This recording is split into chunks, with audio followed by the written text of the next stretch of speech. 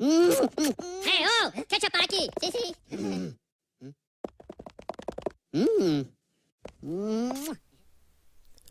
Bonjour à tous et bienvenue dans cette nouvelle vidéo de Prof Couillon. Ça y est, c'est parti, les cours sur Word, ça commence enfin. Voilà, ça faisait très longtemps que j'avais envie de les commencer, quasiment depuis la création de la chaîne. Là ça y est, maintenant je me prends un peu de temps pour le faire. C'est parti, enfin. Alors, Word, les cours ont commencé, mais avant de commencer le cours sur Word, je voulais vous apporter quand même quelques petites précisions. Avant de commencer, sachez que dans ces vidéos-là, encore une fois, on est sur un cours débutant, donc déjà des cours, donc je vais beaucoup parler, parce que c'est un cours. J'ai même envie de dire que je marque cours, mais c'est carrément des formations, en fait. Donc, qui dit cours, dit je vais beaucoup parler, déjà. Ensuite, on est sur un cours débutant, donc je vais partir du principe que vous êtes vraiment débutant, de chez débutant, quoi. C'est-à-dire que par là, j'entends... vous êtes vraiment très novice, limite Word, vous l'ouvrez pour la première fois de votre vie maintenant, quoi. Voilà. Donc rassurez-vous, si vous-même vous estimez être nul, parce que souvent on se dit ouais je suis nul, rassurez-vous, vous n'êtes pas con, je le sais. On va prendre le temps d'expliquer les choses, croyez-moi, vous allez réussir. Dans ces cours, donc je vais vous apprendre à vous servir de Word, mais je vais vous apprendre à vous en servir aussi intelligemment. Je vais aussi vous donner une méthode de travail. Parce que je sais que je connais des centaines et des centaines de personnes, je connais beaucoup de monde, et je peux vous dire que toutes, sans exception, elles font toutes la même connerie, par exemple. Voilà. Alors ça ne veut pas dire qu'elles n'arrivent pas à sortir des documents, mais bon. Je vais vous donner des façons de travailler qui vont vous permettre vraiment de gagner du temps et de faire du travail propre. Voilà. Donc je ne vais pas me contenter de vous apprendre à utiliser le logiciel. Je vais aussi vous donner une méthode de travail. Mais bon, ça c'est petit à petit pendant les cours. Autre précision, sachez que durant tous ces cours-là, je vais vous présenter des choses. Je vais donner les cours avec une version de Word 2010. Alors pourquoi la version 2010 ? Eh bien, tout simplement parce que c'est la version que j'ai. J'ai une licence pour Word 2010. Je ne vais pas me casser le cul à dépenser de l'argent, acheter une autre licence, alors que franchement celle-là, elle me fait le café presque. Honnêtement, elle fait tout ce que les versions plus récentes elle le fait. Donc voilà pourquoi. Et aussi, pour une autre raison, c'est que à mon avis, dans le monde de l'entreprise, vous avez de fortes chances de bosser sur une version 2010 qu'une autre. Ça ne veut pas dire forcément que c'est sûr à 100%, mais il y a une bonne probabilité. Alors, Word. Alors là, dans cette vidéo-là, actuelle, voilà comment va se décomposer le cours. D'abord, je vais vous expliquer Word à quoi ça sert. Parce que il faut d'abord savoir à quoi ça sert. Bon. Et ensuite, je vais vous présenter l'interface du logiciel. Donc, pour l'instant, on ne va pas avoir de fonctionnalités de machin, de trucs dans cette vidéo. Ça sera pour les prochaines vidéos. Dans celle-ci, on va vraiment faire un tour d'horizon. Alors, pour ce coup-ci, rapide. L'interface. Je vais vous présenter l'interface pour savoir comment c'est, où les menus, tout ça, machin. Bon. Alors, ben, c'est parti. Word, vous allez me dire qu'est-ce que c'est, à quoi ça sert. Eh ben, Word, c'est un logiciel de traitement de texte. Alors, par traitement de texte, ça veut dire on va traiter du texte. Donc, on va taper du texte. D'ailleurs, pour l'anecdote, Word, je vais vous l'écrire ici. Word, mince, voilà, Word, oh, putain, décidément, même plein de doigts. Word, en anglais, ça veut dire mots. Donc, ben, ça sert à écrire des mots. Voilà, Word. Donc, j'aurais bien voulu être là à l'étage marketing le jour où ils ont trouvé le nom pour le logiciel, parce que franchement, ça devait être terrible.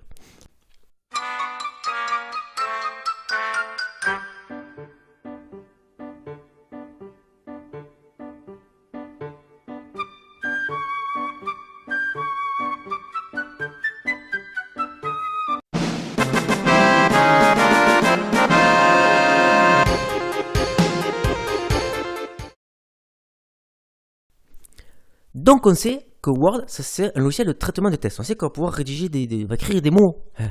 Donc en fait, on va écrire des courriers, on va rédiger des notes, on va rédiger même des livres, pourquoi pas. Mais Word, c'est quand même un outil, ok, de traitement de texte, donc évolué. Donc c'est-à-dire on va pouvoir jouer sur la couleur du texte, etc. Mais on va pouvoir insérer des graphiques, on va pouvoir insérer des images, on va pouvoir insérer des tableaux, on va pouvoir faire plein de choses avec Word. C'est très poussé. Et je vais même vous faire une petite confidence. Il y a peu de gens, enfin, il y a des gens qui le savent pas en tout cas. C'est qu'aussi avec Word, on peut même faire des sites internet. Donc nul besoin de savoir coder des sites avec Word. Je pense que ça va intéresser plus d'un. J'en ferai un tuto, donc sachez-le. Plus tard, je ferai un tuto justement pour vous dire comment faire des sites internet avec Word. Sachez que c'est possible. Donc voilà à quoi ça sert Word. Donc, bien entendu, maintenant on va parler de l'interface. Alors, vous doutez bien, Word, c'est ce que vous avez là actuellement devant les yeux. Alors, si vraiment vous êtes novice de chez novice, peut-être que si vous ouvrez ça, vous voyez ça pour la première fois, vous vous dites, oh putain, c'est quoi ce truc de fou? Il y a des boutons partout, déjà je suis perdu, ça va être un truc de l'espace compliqué, je me casse. Alors restez cool, rassurez-vous, ça fait peur au premier abord, mais c'est très très simple. Vous allez voir, peut-être à la fin de la leçon suivante, ça vous fera plus peur. C'est très très simple en fait, en vérité, rassurez-vous. Word, c'est un logiciel performant, mais très simple d'utilisation quand on connaît. Donc je vais vous expliquer tout ça, on va aller pas à pas. Alors l'interface, comment ça se présente? Alors là vous voyez juste bon, ça, d'accord?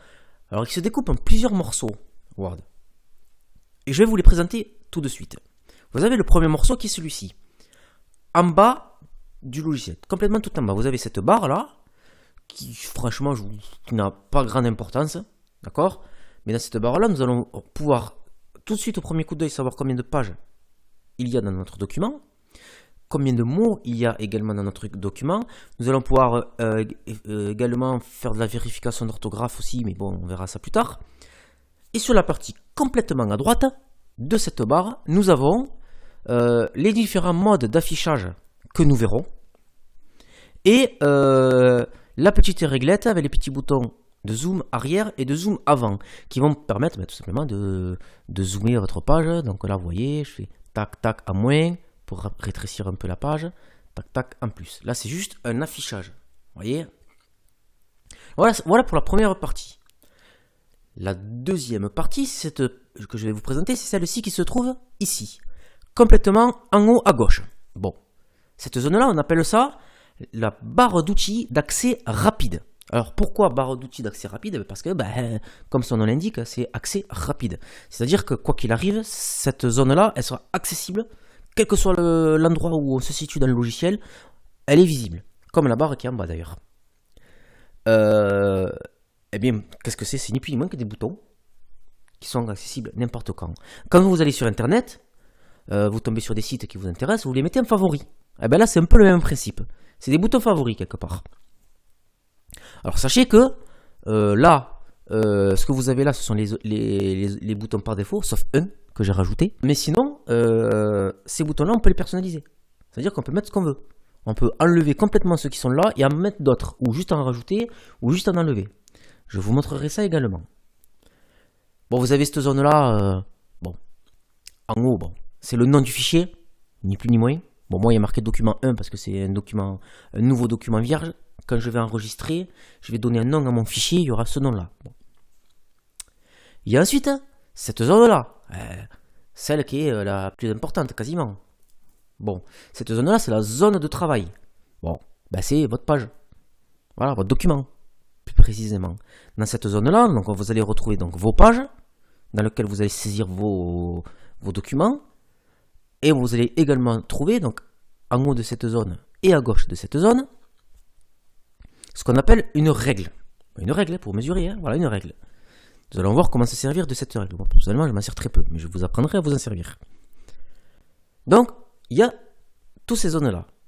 Mais vous allez me dire, il y a une zone que je ne vous ai pas parlé. Eh oui, je vous en parlais tout de suite. C'est celle-ci. Celle-ci, je pense que c'est celle-là qui vous fait peur. Eh bien, rassurez-vous, elle n'a pas de quoi vous faire peur. Cette zone-là, on appelle ça un ruban, pour info. Alors pourquoi un ruban? J'en sais rien. Microsoft, ils ont appelé ça un ruban. Bon. Ce ruban, qu'est-ce que c'est? Eh ben, c'est ni plus ni moins qu'une petite zone avec toutes les enfin, pas toutes, mais une bonne partie des fonctionnalités d'Excel, de possibilités, pas d'Excel, de Word, de possibilités que vous pouvez faire sur les polices, donc pour changer le texte, etc. Tout simplement sous forme de boutons. Voilà. Vous voulez souligner du texte, vous avez un bouton, clac, clac, ça va souligner le texte. Voilà. C'est un panneau de contrôle, quoi. C'est des menus.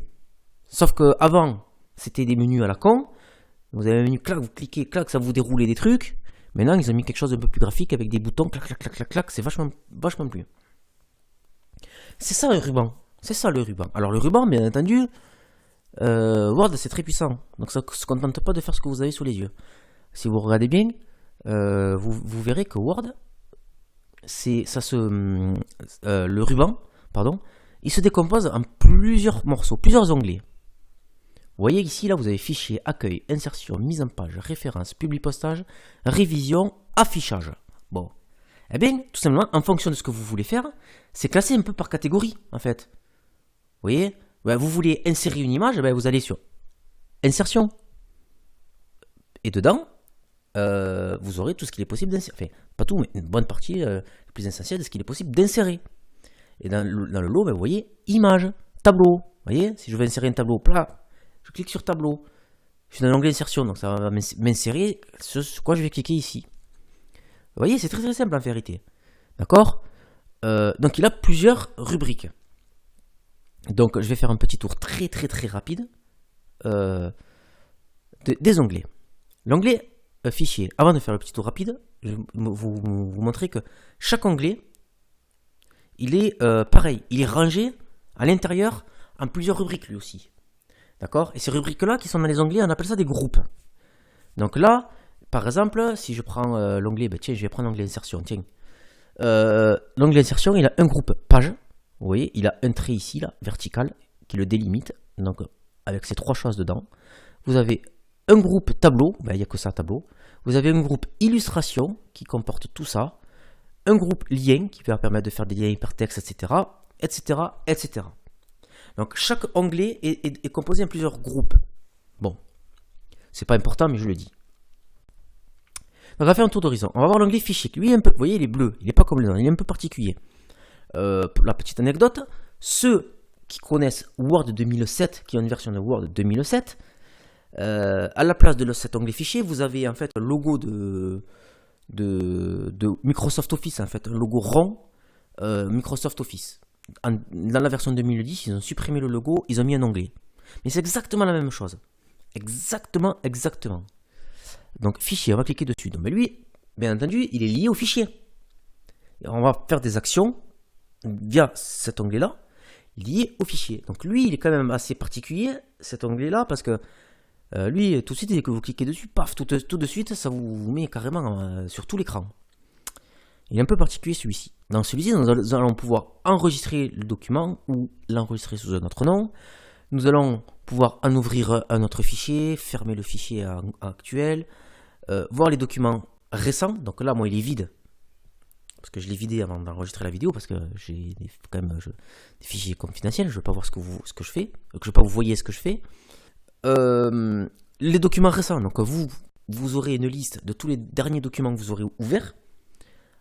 Ici, voilà, un onglet nouveau dedans qui vous permet de faire un nouveau document, tout simplement. Donc, soit vous partez d'un document vierge, donc vous construisez de A à Z, et c'est ce que nous allons faire dans les cours, parce que honnêtement, personnellement, je n'ai jamais eu besoin d'utiliser le reste. Mais enfin, sachez qu'il est possible. De, par exemple, si vous voulez, par exemple, faire un CV et une lettre de motivation. Vous avez des modèles de CV et de lettres de motivation déjà tout prêts, que vous avez juste à modifier avec votre parcours à vous. Par exemple, on va cliquer dedans. Dedans, il va vous proposer tout un tas de modèles, d'accord, de CV.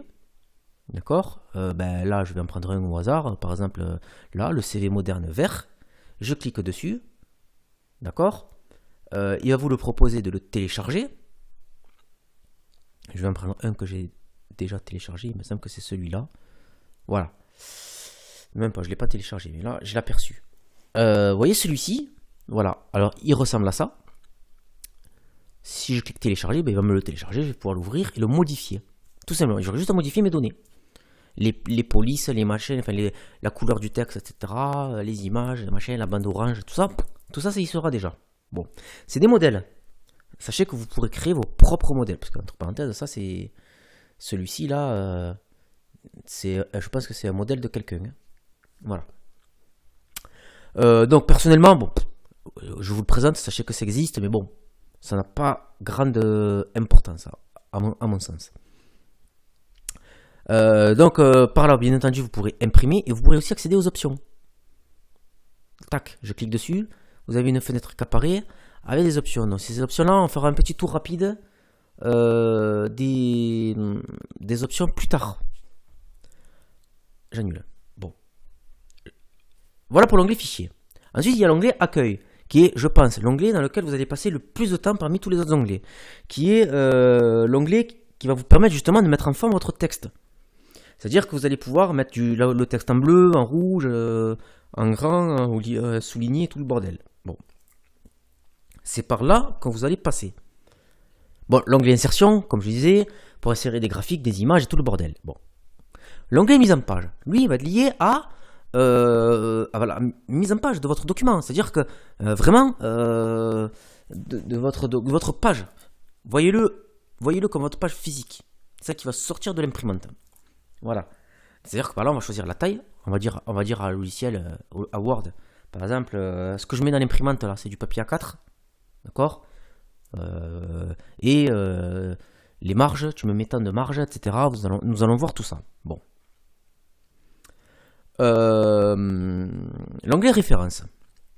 L'onglet référence, il va permettre, lui, de gérer les références.